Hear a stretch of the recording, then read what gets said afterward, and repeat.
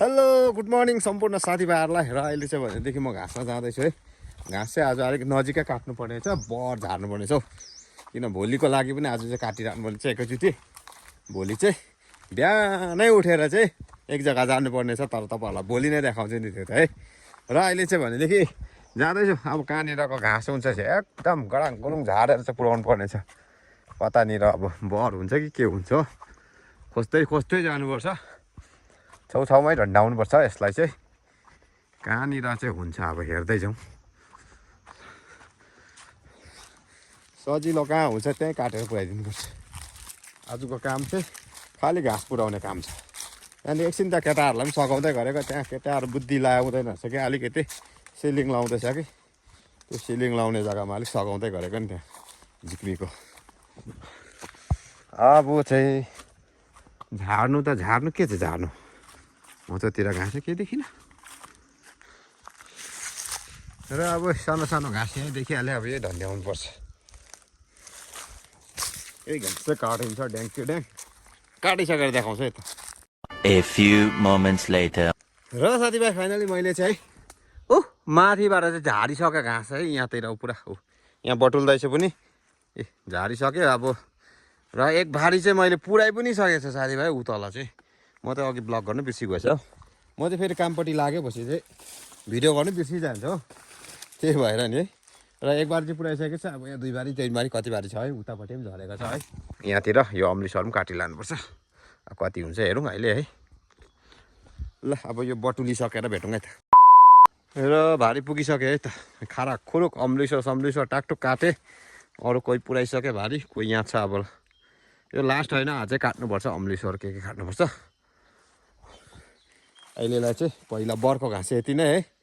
अनि मिसाउने काट्नुपर्छ नि, यो मात्रै पुऱ्याएर पनि भएन है, खाँदैन बाछाहरूले फेरि अर्को खानुपर्छ नि। एकदम भेराइटिस घाँसहरू दिनुपर्छ गाईलाई चाहिँ। अब यतातिर अम्लिसोहरू सिला गरेर काट्छु अहिले है।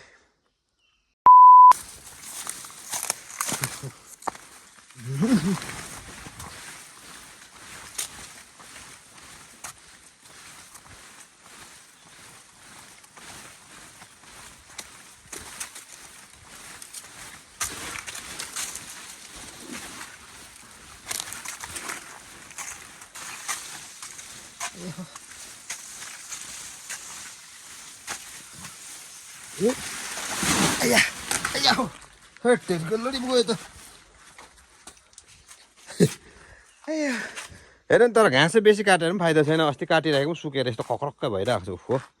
अघि त्यहाँ एक बारी ल्यायो, यहाँ छ। अझै अलिकति काटिराख्नुपर्छ। अब भोलि चाहिँ घाँस काट्नु पाउँदैन, एडभान्समै काटिराख्नुपर्छ। यस्तै हुन्छ बस्तीको काम चाहिँ साथीभाइ हो। अब भोलि म भ्याउँदिनँ गाईलाई घाँस नका भन्नु मिलेन है, काट्नै पर्छ। अब अप्सन छैन साथीभाइ हो। बरु आज दिनको कामलाई चाहिँ ब्रेक गरेर भए पनि गाईको लागि चाहिँ एकदमै काट्नै पर्ने छ है। यस्तै हो साथीभाइ बस्तीको लाइफ चाहिँ। ल साथीभाइ अहिले चाहिँ भनेदेखि म चाहिँ एकदम मिस्त्री गर्नु थालेँ फेरि है। यहाँ आएर मेरो बदली मैले जिक्मीलाई पठाएर जिक्मीको बदली चाहिँ म यहाँ काम गर्दैछु। सिलिङ लगाइदिँदैछु है। सिलिङ लगाइदिँदै मैले जिक्मीको पठाएर सिलिङ लाउनु चाहिँ गाह्रो भइदिरहेको छ। त्यही भएर लाउँदैछु कसो हुन्छ अब जबरजस्ती। अलिक भोटे बस्ती जबरजस्ती भनेको जस्तै हो यो चाहिँ। यसरी लाउँदैछु, हेरौँ अब कस्तो हुन्छ। लगाइसकेर देखाउँछु त फिनिसिङ पुरा भइसकेपछि। र अहिले चाहिँ यति लगाइसक्दैछ है साथीभाइ हो, जबरजस्ती। अब तार लाइन पनि फिन्जाइसक्दैछ है। काम यसो धमाधम हुँदैछ। अब यहाँ हेड मिस्त्री काट्दैछ। A few moments later. ल साथीभाइ अहिले चाहिँ भनेदेखि है मैले चाहिँ गिभअप गरेँ है। मिस्त्रीहरू गिभअप गरेकै छैन है। सिलिङ चाहिँ यस्तो लगाएँ साथीभाइ। लाइटहरू चाहिँ तान्दाम झुन्डाइराखेको छ। र यहाँको मिस्त्रीहरूले चाहिँ गिभअप गरेको छैन, अँधेरोमा काम गरिरहेको छ। सिलिङ चाहिँ लगाइसकेँ। देख्दैन पनि रहेछ राम्रोसँगले।